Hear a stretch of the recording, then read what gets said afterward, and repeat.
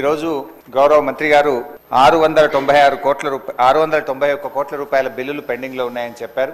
రాష్ట్రంలో మీరు చూస్తే అధ్యక్ష, బడా కాంట్రాక్టర్లకు మాత్రం బిల్లులు వస్తున్నాయి. చిన్న చిన్న కాంట్రాక్టర్లకు ఇప్పుడు ఒక సంవత్సర కాలం నుంచి 691 కోట్ల రూపాయలు ఇవ్వకుండా సర్పంచులను ఎంపీటీసీలను ఈ కాంగ్రెస్ ప్రభుత్వం గోసపుచ్చుకుంటా ఉంది అధ్యక్ష. చివరికి ఆ సర్పంచులు ఎంపీటీసీలు గవర్నర్ గారిని కలిసి మొరబెట్టుకున్నారు, మంత్రుల్ని కలిసి మొరబెట్టుకున్నారు. చలో అసెంబ్లీ కార్యక్రమానికి వస్తే వాళ్ళను అరెస్ట్ చేసి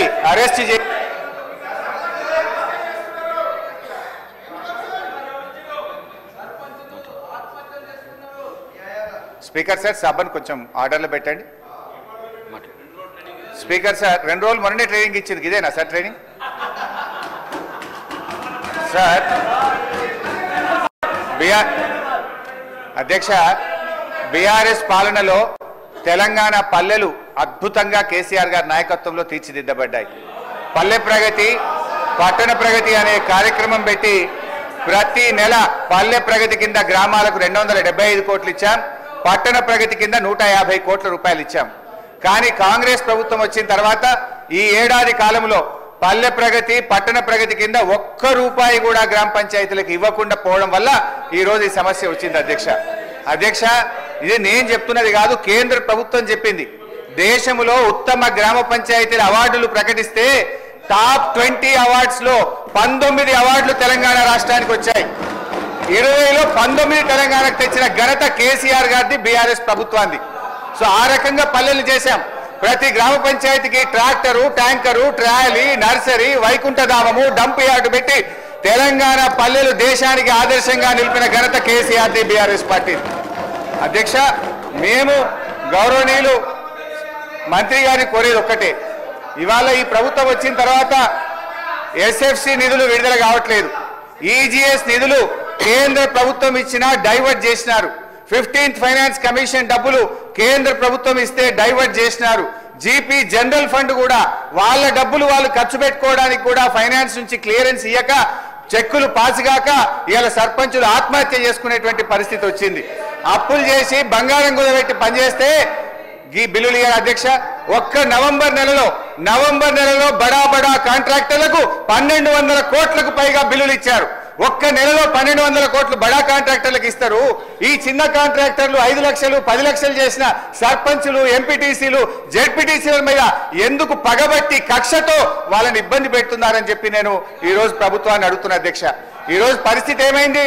గ్రామ పంచాయతీలకు రెగ్యులర్ గా ఇవ్వాల్సిన నిధులు ఇవ్వకపోవడం వల్ల చివరికి ఏం దాకా వచ్చిందంటే, అమెరికా దేశం తెలంగాణకు పోతే చికెన్ గున్యా వ్యాధులు వస్తున్నాయి, జాగ్రత్త అని అమెరికా దేశం ఆ దేశ పౌరులను హెచ్చరించే పరిస్థితి ఏర్పడ్డదంటే పల్లెల్ని ఏ రకంగా మీరు నిర్లక్ష్యం చేశారో అర్థమవుతా ఉంది.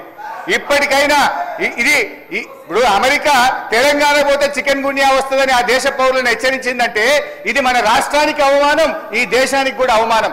మీ పాలన ఆ రకంగా ఉన్నది. సో దయచేసి మేము కోరేది ఒక్కటే అధ్యక్ష, వీళ్ళు బిల్లులే కాదు అధ్యక్ష, ఎంపీటీసీలు, సర్పంచులు, జెడ్పీటీసీలు దిగిపోయి 9 నెలలైంది, ఇంకా వాళ్ళ జీతాలు కూడా పెండింగ్లు ఉన్నాయి. 1వ తారీఖు జీతం ఇస్తామని చెప్తారు. జెడ్పీ చైర్మన్లకు, జెడ్పీటీసీలకు, ఎంపీటీసీలకు దిగిపోయి 9 నెలలైనా 3 నెలల జీతాలు పెండింగ్ ఉన్నాయి అధ్యక్ష. ఆ జీతాలు ఇయరైతే, పనిచేసిన దానికి బిల్లులు ఇయరైతే, వాళ్ళు మిత్తిలు కట్టలేక, అప్పులు కట్టలేక ఇవాళ చాలా బాధల్లో ఉన్నారు. నేను సూటిగా మంత్రి గారిని అడిగేది ఒక్కటే, దయచేసి త్వరలో ఇస్తాము, తొందరలో ఇస్తాం కాదు అధ్యక్ష, స్పష్టమైన డేట్ చెప్పి గ్రామ పంచాయతీ ఎన్నికలు మీరు పెట్టబోతున్నారు, ఆ లోపు వాళ్ళ బిల్లులన్నీ కూడా క్లియర్ చేయాలని చెప్తా ఉన్నాం. మేము వచ్చిన తర్వాత సర్పంచులు ఫిబ్రవరి నెలలో వాళ్ళ కాలం అయిపోయింది సార్. అప్పటి తర్వాత మళ్ళీ ఈ రాష్ట్ర ప్రభుత్వము కులగణన చేసి మరి మేమెంతో మాకంత రిజర్వేషన్ తీసుకురావాలనే ఉద్దేశంతో ఎలక్షన్స్ జరగకపోవడం మూలంగా కొద్దిగా గ్రామాలలో కొన్ని సమస్యలు అయితే ఉన్నమాట వాస్తవం. అయితే ఈ వచ్చినటువంటి పెండింగ్ బిల్లులన్నీ కూడా గత ప్రభుత్వం నుంచి బీఆర్ఎస్ ప్రభుత్వం మాకు వారసత్వంగా ఇచ్చినటువంటి పెండింగ్ బిల్లులు. అయితే ఇవి లాస్ట్ ఏదో 1-2 ఇయర్స్ నుంచి కాదు సార్, 2014 నుంచి కూడా ఇట్లనే వస్తూ వచ్చింది. పెండింగ్ బిల్స్ నా దగ్గర ఉన్నాయి, కావాలంటే వాళ్ళకి ఆ స్టేట్మెంట్స్ కూడా ఇవ్వడం జరుగుతుంది అధ్యక్ష. అదేవిధంగా అధ్యక్ష, వీరి హయాంలో ఇప్పుడు ఆర్థిక శాఖ మంత్రి గారు ఆ రోజు హరీష్ రావు గారే ఉన్నారు. వారు ఇంత బాధపడుతున్నారు. మీ చేతిలో ఉండి ఇట్లా ఒక సంతకం పెట్టించుంటే ఆ రోజు అన్నీ క్లియర్ అయ్యేటి. మేము వచ్చినాక సర్పంచ్లో లేరు, సర్పంచ్ల బిల్లులు మా దగ్గర పెండింగ్ లేవు. అయినా కూడా సార్ మా ప్రభుత్వంలో మరి ఇప్పటి వరకు జీపీల కోసం 740 కోట్ల రూపాయలను ఇవ్వడం జరిగింది. ఉపాధి హామీ కింద కూడా గతంలో జరిగినటువంటి పనులలో 450 కోట్లు రిలీజ్ చేసినాం. ఇంకా కొంత పెండింగ్ ఉన్నది వాస్తవం. కాకపోతే వీళ్ళ హయాంలో చేసిన వాళ్ళందరి దాదాపుగా ఎన్ఆర్ఈ చేసి మేము కూడా క్లియర్ చేయడం జరిగింది సార్. అట్లనే ఎలక్షన్స్ జరగకపోవడము ఇతరత్ర తోటి ఆ నిధులు కొంత గ్రామ అభివృద్ధి కోసం రిలీజ్ చేయలేకపోయినాం. కేంద్ర ప్రభుత్వం 15వ ఆర్థిక సంఘం నిధులను విడుదల చేయలేదు సార్. అది కూడా కొద్దిగా ఎఫెక్ట్ ఉంది. అదేవిధంగా మన ఊరు మన బడి కింద కూడా మన వాళ్ళు మాట్లాడారు. 1100 కోట్ల రూపాయల పనులను గత ప్రభుత్వం చేస్తే మరి అవి 800 కోట్ల రూపాయలు పెండింగ్ ఉన్నటువంటి మాట కూడా వాస్తవం. ఇప్పుడు మేము అమ్మ ఆదర్శ పాఠశాలలతోటి పనులు చేయించడం జరుగుతూ ఉంది సార్. కాబట్టి ఈరోజు మరి మా కోవలక్ష్మి గారు ఎమ్మెల్యే గారు అన్నట్టుగా మేము చెల్లించమనలేదు, చెల్లిస్తాము. మీరు ఇచ్చిపోయినటువంటి వారసత్వం, పెండింగ్ బిల్లులు, అప్పులు, ఆర్థిక వ్యవస్థ బాగలేదు కాబట్టి సర్దుబాటు చేస్తున్నాం, కొద్దిగా టైం అడుగుతున్నాం. కానీ మేము చెల్లించలేదు అని అనలేదు. సాక్షాత్తు ఆర్థిక శాఖ ఆనాటి మంత్రి గారు ఉండి ఈసారి చాలాసార్లు మాట్లాడుతున్నారు ఈ సబ్జెక్ట్. మీరు ఒక్క సంతకం పెట్టి ఉంటే 600 కోట్లు ఆ రోజే రిలీజ్ అయ్యేది. కానీ మరి బీఆర్ఎస్ అంటే బకాయిల రాష్ట్ర సమితి లాగా మాకు ఇచ్చిపోయినరు. అదే వారసత్వంతో మరి మేము చెల్లించలేని పరిస్థితి ఉంది. కానీ తప్పకుండా సర్పంచులు, అందరికి సంబంధించినటువంటి సర్పంచులు ఉన్నారు, వాళ్ళ బాధ మాకు తెలుసు. వాళ్ళు ఆత్మహత్యలు చేసుకున్నారు మీ హయాంలో, చాలామంది రకరకాల ఇబ్బందులు పడ్డారు. కాబట్టి సానుభూతితో ఉన్నాం. సకాలంలో రిలీజ్ చేసేందుకు ఆర్థిక శాఖ మంత్రులను కూడా నేను వేదిక ద్వారా కూడా కోరుతా ఉన్నాం. మీ తరపున కూడా నేను మాట్లాడుతా ఉన్నా. నమస్తే. Which shall be left to a challenge for decision making for the students on the point of view of selection of courses of earning the credit, sir. Sir, when we see the lab courses also, if I am wrong, sir, I am raising this question and I want to have an answer for this, sir. The lab courses also, sir, there is no uniformity in the credit, sir. Assigned for lab, practical, project courses. Example, some courses are of 3 credits as maximum and 1 credit as minimum, which is adversely affecting the relaxation in promotion to higher semester. This is also a problem, sir. Sir, it is therefore suggested to assign credit uniformity for theory courses, labs, practical projects, etc. across all the disciplines branches of the program of study, sir. Sir, also, sir, one more thing which needs to be corrected. So I ask through you to the Honorable Minister Saab is that, sir, this is about mandatory courses, sir. Sir, I would like to know, some courses are kept as mandatory in entire curriculum which do not have credit, sir. But it has to be cleared and do not include in the calculation of credit, sir. Sir, how is it possible, sir? How can you not include them, sir? Sir, it is therefore, through you, suggested and requested, sir, Honorable Speaker, sir, to include for calculation of earning credit, sir. Sir, now important point, sir, this is about readmission, sir. Sir, to readmit to the year of detention, student must pay the full tuition fee for that year, sir. Sir, the detained students are deprived of government fee reimbursement scheme. Am I right or wrong, sir? Sir, not only that they are denied the government fee reimbursement, sir.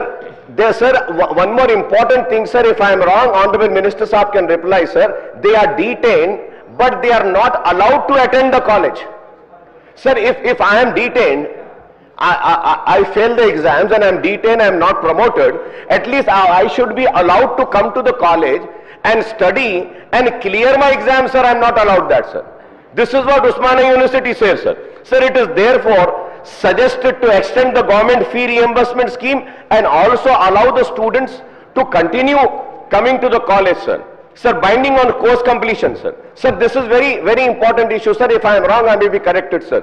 For in Osmania University, sir, engineering student के लिए 4 साल का course है, sir. Sir, उनको ये बोल रहे हैं कि 6 साल में खत्म करो.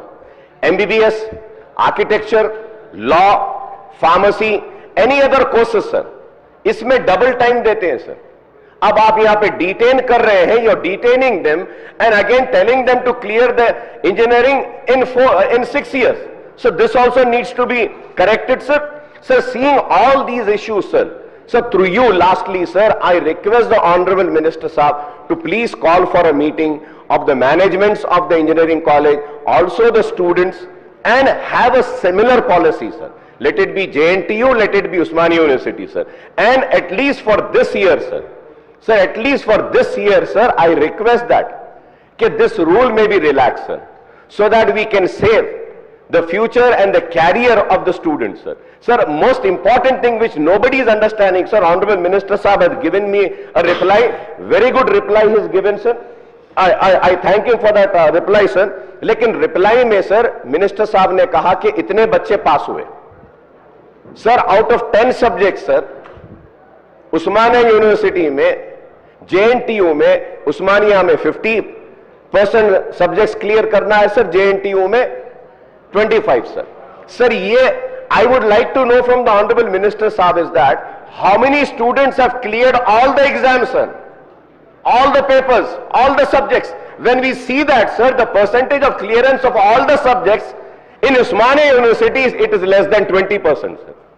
So I once again through you request, sir, कि एक मीटिंग बुला लीजिए, बैठते हैं, रूल सबके लिए एक करिए, सिस्टम एक के लिए करिए, प्रमोशन के रूल्स भी एक करिए, सर, JNT होने दो ये. And lastly, sir, autonomous universities के लिए a special inspection team should be there, sir. They are just pushing the students. Sir, वो एग्जाम लिखते नहीं लिखते, अच्छा लिखते, खराब लिखते, कुछ भी नहीं, सर, वो autonomous university है. They are just promoting them, passing them. Because of these autonomous universities, this lack, sir, ये कमजोरी की वजह से इंजीनियरिंग स्टूडेंट्स को नौकरी भी नहीं मिल रही है. Sir, these are my questions and I hope Honorable Minister Saab would relook into this, sir. Thank you, sir.